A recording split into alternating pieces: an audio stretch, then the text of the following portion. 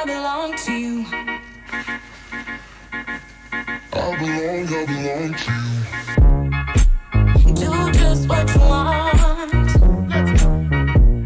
You're the one I trust. Salut les amis, bienvenue sur ce nouvel épisode de Vite fait bien fait. Alors Vite fait bien fait, c'est une série que j'avais imaginée l'été dernier sur mes lieux de vacances. J'ai appelé ça comme ça parce que comme je suis sur mon lieu de vacances, j'ai pas forcément, je sais pas si vous entendez les mouettes là, mais je n'ai pas tout mon matériel de couture, je n'ai pas tout mon matériel de filmage, mais c'est pas grave.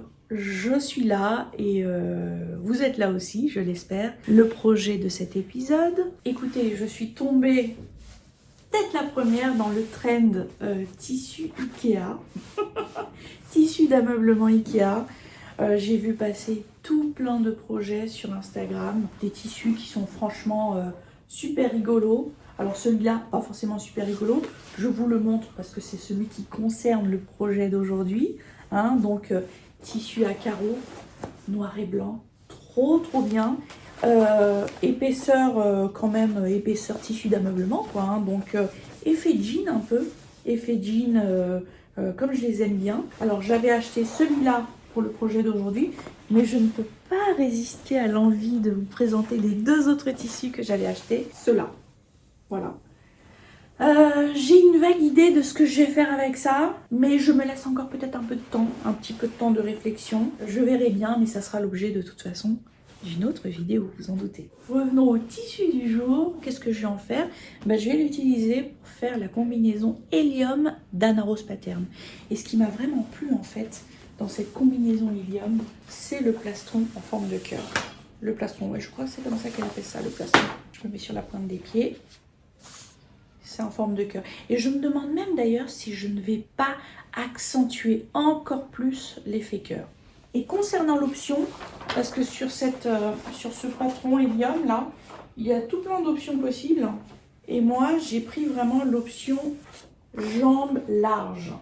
Parce qu'il y a aussi l'option jambes carottes. Pour moi, le challenge numéro 1, ça va vraiment être de coudre un vêtement en respectant les raccords à carreaux.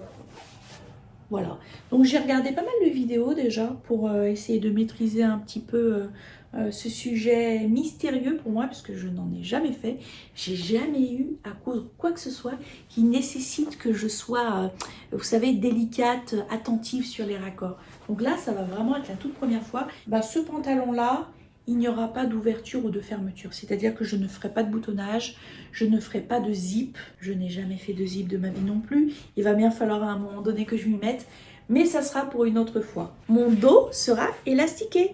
Exactement comme dans une de mes jupes sans patron, dont vous avez très certainement vu la vidéo, j'espère. Ça, c'est la jambe devant.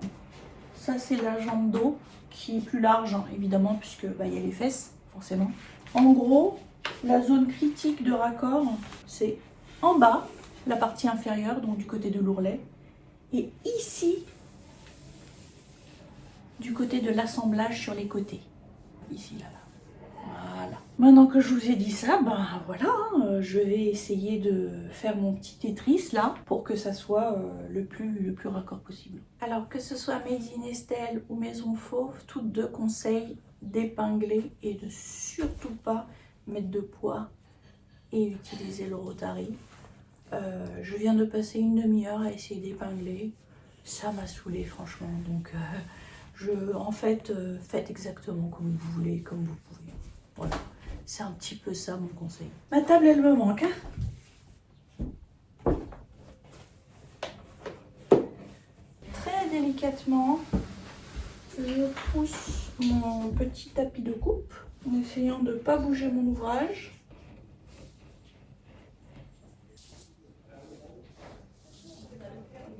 Ça y est, j'ai fait une jambe, c'est-à-dire l'arrière et le devant. Donc, je vous montre un petit peu en mode cas pratique. Si le chien veut bien arrêter d'aboyer, merci. Jusqu'ici environ, on a 1 cm de valeur de couture. Quand je vais assembler les deux parties de la jambe, devant et dos, je vais suivre cette ligne pendant une dizaine de centimètres, peut-être même plus, une vingtaine de centimètres. D'accord? Et quand j'assemblerai, ça fera quoi? Quelque chose comme ça. Vous voyez le raccord? gris ici, noir ici, blanc ici, gris foncé ici, etc. Ça y est, j'ai tout découpé, j'y ai même passé l'après-midi, parce qu'en fait, j'y allais carreau par carreau, c'est vous dire, je comptais les carreaux. Et plus on monte sur la jambe, et moins les carreaux matchent. En revanche, évidemment que les lignes continuent à matcher. Hein? Vous voyez? Et jusqu'en haut de la jambe, c'est vraiment ligne à ligne. J'en profite pour vous montrer le reste des morceaux que j'ai découpés, parce qu'il n'y a pas que les jambes. Hein. Le plastron en double. Regardez ce que ça donne en déplié. Hop, ça c'est le plastron. Les poches arrière, pareil, en forme de cœur. Ben, les bretelles, hein. Voilà. J'ai vraiment fait la découpe sur la ligne des carreaux, hein. Vous en doutez. Tout est vraiment parallèle, tout est très géométrique. La seule chose que je me dis, c'est que j'espère que c'est à ma taille parce que j'ai pas fait de toile. J'ai fait un effort dingue pour découper parallèlement, perpendiculairement au carreau. Le gag serait quand même qu'en fait, la combinaison ne soit pas ma taille. Je crois que c'est la première fois que je demande à ma machine de faire une aussi grosse épaisseur. Remarque, attends, quand j'ai fait le tapis d'éveil de mon fils, remarque qu'il y avait de la serviette éponge quand même. Hein. Bah on va voir ce qu'elle a dans le coffre.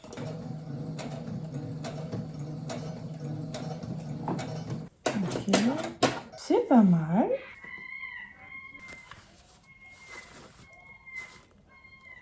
Là, je reviens de la plage. Je sais pas si ça vous fait ça, mais quand j'étais sur le sable, j'ai pas arrêté de penser à ma cousette. J'ai pas arrêté de penser à mes carreaux. J'ai fait une première ligne d'assemblage, d'accord? Et c'est plutôt pas mal. C'est pas toujours aligné au millimètre, mais c'est pas grave de toute façon, puisque c'est une bretelle. C'est pas grave si recto verso c'est pas aligné. Personne va me demander dans la rue, tiens, montre-moi l'alignement au verso de ta bretelle. Donc là, j'ai fait une première ligne. J'en ai encore une deuxième, puis deux autres pour bien parfaire l'alignement des carreaux.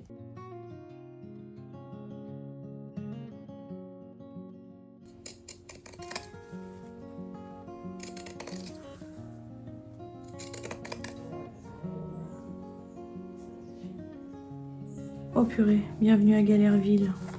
J'ai oublié mes baguettes à la maison. Regardez avec quoi je dois retourner ma bretelle. Un crayon. C'est pas possible. Bon allez, à tout à l'heure. Au revoir. Au revoir.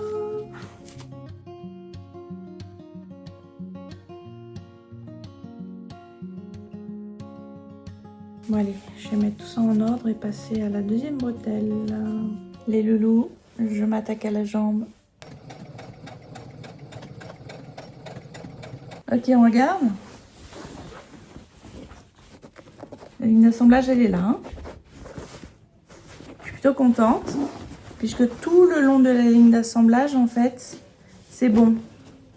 On respecte vraiment l'alignement, comme ça, le raccord sur la ligne horizontale.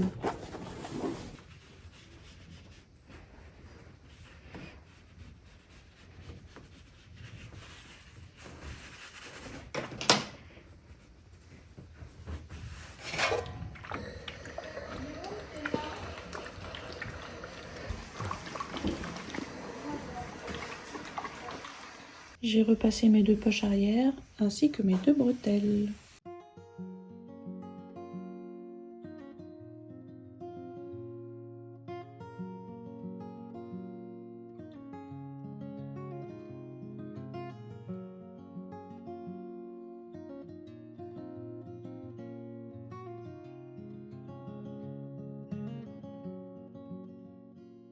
Et maintenant je passe à la machine 1 cm du bord.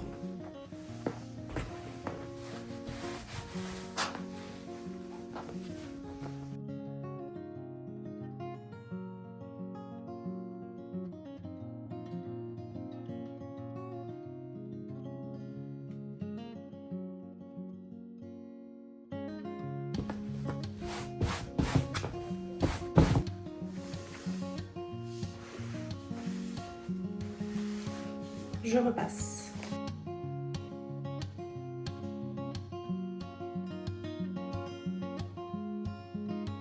Sur ce pantalon, il va me rester un certain nombre de choses à faire. Hein. La première d'entre elles, c'est l'assemblage des côtés internes. Ensuite, il me faudra gérer les enformes, avant et arrière. Au moment où je gérerai les enformes, en fait, je gérerai aussi les bretelles, puisque les bretelles seront entre le pantalon et l'enforme.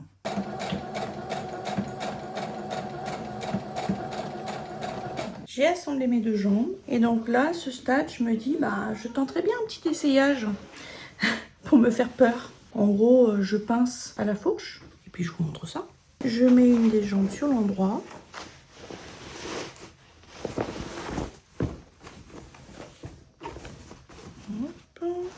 Et cette jambe-là, celle qui est sur l'endroit, et ben je vais l'intégrer à l'intérieur de la jambe qui est sur l'envers.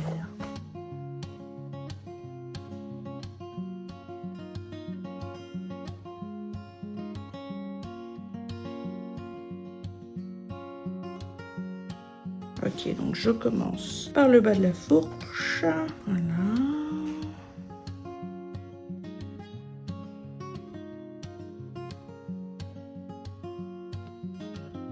Donc maintenant, je vais retourner délicatement sur l'endroit.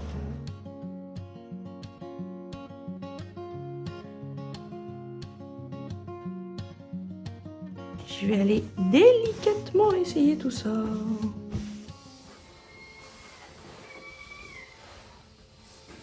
Donc là, évidemment, ça a l'air un peu patapouf parce que j'ai pas mis l'élastique dans le dos. D'accord? Mais franchement, dommage, je peux pas vous le montrer mieux, mais regardez les pattes. Je peux pas écarter plus. Regardez les pattes. Elles sont palazzo comme je les aime. Je suis très contente, messieurs, dames. Très contente. Là, je vous montre, hein, je suis en train d'assembler la fourche. Donc, au niveau du croisement, là, vous savez, en bas de la fourche, j'ai quand même mis une épingle parce que j'ai bien envie de réussir ce croisement. Assemblage fourche. Et maintenant, retournement pantalon. Alors, on regarde le fameux croisement. Ouh là là, les amis, regardez-moi ce joli croisement. Ça forme une croix parfaite.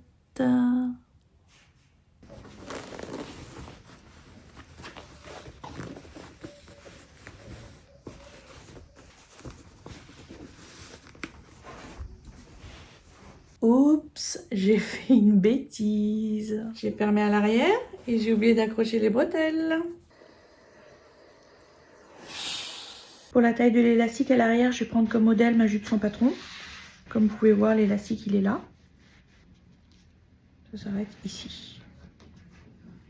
Voilà. Les amis, ça y est, on arrive à la fin. J'ai fait l'ourlet. Ourlet simple, hein. Je ne me suis pas cassé la tête. Et puis alors, la cerise sur le gâteau, l'étiquette Pinozara Couture.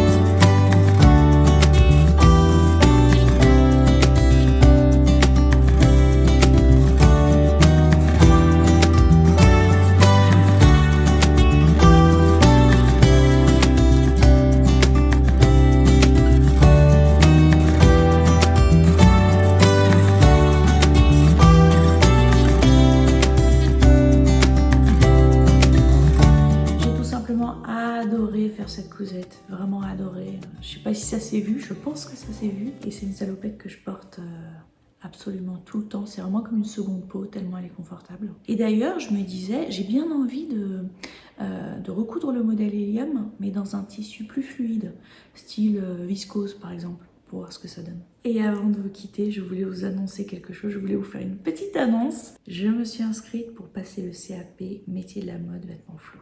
Après avoir tourné autour du pot pendant de longues années, parce que ça fait des années que j'y réfléchis, ben voilà, j'ai sauté le pas et pour m'accompagner, parce que j'avais pas envie de me préparer toute seule en fait, parce que pour moi, préparer un CAP, c'est aussi l'occasion de s'améliorer et je savais que j'avais besoin d'être accompagnée. Je suis inscrite artisane depuis mi-octobre et ben, je dois dire c'est assez sport. C'est assez sport, voilà. Et d'ailleurs, le tout premier projet à rendre, c'est une jupe avec zip invisible. Alors, eux, ils commencent fort. Dès le premier projet, t'as du zip invisible, quoi. Sachant que, encore une fois, j'ai jamais cousu de zip de ma vie. J'aurai de toute façon l'occasion d'en parler un peu plus longuement par ici, sur cette chaîne. Mais voilà, je voulais vous partager cette grande nouvelle. Je voulais vous partager mon excitation et mon stress aussi, parce que mine de rien, la dernière fois que j'ai passé un examen, c'était il y a 20 ans, hein, voilà. Donc, mais voilà, j'espère que ça va bien se passer et de toute façon, c'est vraiment que du bonheur. J'avais besoin de monter en compétences en couture, clairement, parce que autodidacte, à un moment donné, ça c'est limite, quoi. Voilà. C'était tout ce que j'avais à dire, et puis je vous dis à bientôt par ici. Bisous!